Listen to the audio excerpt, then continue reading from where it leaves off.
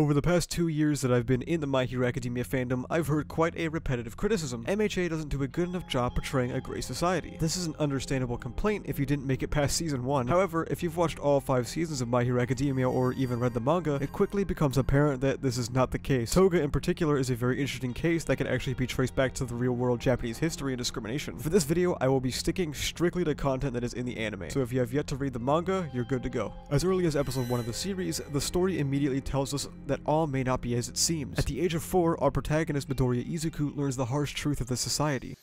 All men are not created equal. This is quite an unfortunate lesson to have to learn at such a young age, but it was one that was ever present throughout Midoriya's life. After facing extreme judgment and bullying for not being born with a quirk, yet having the dream of being a hero. Another subtle thing we see is how quite literally everyone present in Midoriya's life has the desire to become a hero. What is life without being a hero? This influx of the hero occupation breeds an over-reliance and overpopulation of heroes, as we also have visually shown to us in episode 1 with the giant villain attack. While a villain rampages through the streets, people are continuing on with their day-to-day lives or even smiling, showing absolutely no fear as to what's happening. At the same time, these new heroes were not at all put to the test, as All Might held basically 40 years of peace in Japan. Everywhere he went, crime spiked down. Having a single pillar has its problems, besides the over-reliance one as mentioned prior. What would happen if this pillar toppled? We'll get to that later. The #1 harasser in Midoriya's life benefits massively from the expectations placed upon somebody in this superhuman society, Bakugo Katsuki. Despite being obviously an asshole, he is built up by adults and teachers alike due to a promising quirk alone. Most, if not all of his behavioral issues are swept under the rug by parental figures simply due to his potential, leading to basically hell on earth for Midoriya. What you are born with is immediately established as a flaw in hero society as we view through the lens of our protagonist just how important that can be in your formative years. Midoriya, a kind boy, is bullied and beaten for aspiring to be a hero without a power, while Bakugo gets his ego massively inflated despite being the worst. In season 2, another layer is added to this, when we see how the type of quirk you can get could also influence your life. Shinso Hitoshi lived his life with a desire to save people, but due to his quirk being perceived as villainous in nature, he faced external pressures and societal expectation that cast his power in a negative light. You're lucky enough to have a heroic quirk! It'll be so easy for you to reach your goal!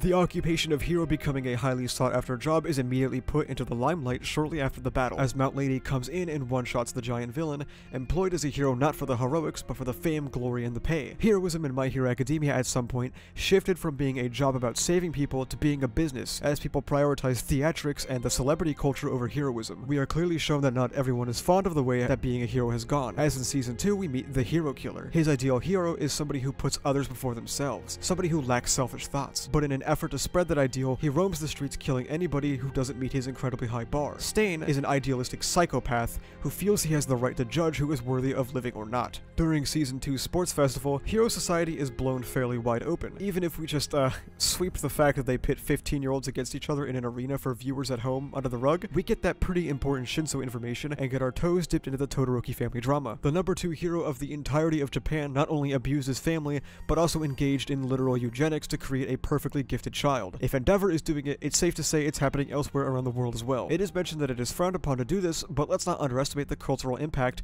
if a worldwide celebrity got outed for eugenics or something. During season 3, we see the consequences of putting your entire society on a singular pillar. Not just any pillar, but a pillar that is missing a lung, missing his stomach, and ready to die. The second All Might retired, it opened up Japan to not only rampant villainy, but to organized crime spreading across the country. Without All Might, the Yakuza immediately began a power grab against the League of Villains, and people were openly committing crimes in the street because All Might wasn't around. In a society saturated with heroes, all it took was one to fall to make them feel not afraid. Furthering our discussion earlier about being a hero being the be-all and all of this superhuman society, we see it demonstrated that this effect didn't spawn recently. Jumping back a couple of decades, we get to see Danjuro Tobita, or Gentle Criminal, feel the pressure of society pushing him to become a famous, noteworthy hero. He wasn't the best in school and ended up resigning. Eventually he felt cornered, pressured to seek the infamy in other, less legal ways, just so he can be remembered like society expects him. No.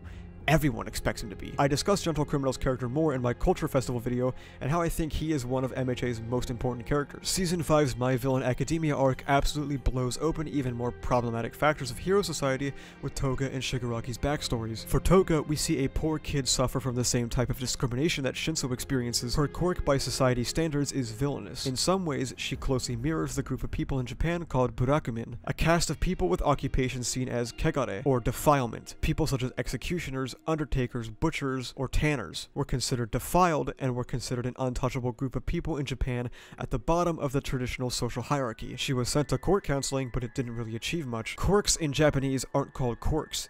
They're more so referred to as individualities, and Toga was told to suppress her quirk, effectively suppressing what made Toga Toga. Due to the suppression of what makes her an individual and the perception of her blood-based quirk, she was one of the few kids that fell through the cracks, which led to a life of villainy. Shigaraki, on the other hand, experienced something else entirely. He was abused as a child due to his father's hatred of heroes and lived in a so-called hero-free household. The harsh realities of hero life pushed his father into feeling like heroism was just an occupation where heroes put strangers before their own family. After his incident, he roams the streets, desperately waiting for somebody to reach out to him, only to be left in the wake of All Might's pillar ideology. The over-reliance on heroes had generated quite the bystander effect, and everyone thought, ah well, somebody else will take care of him.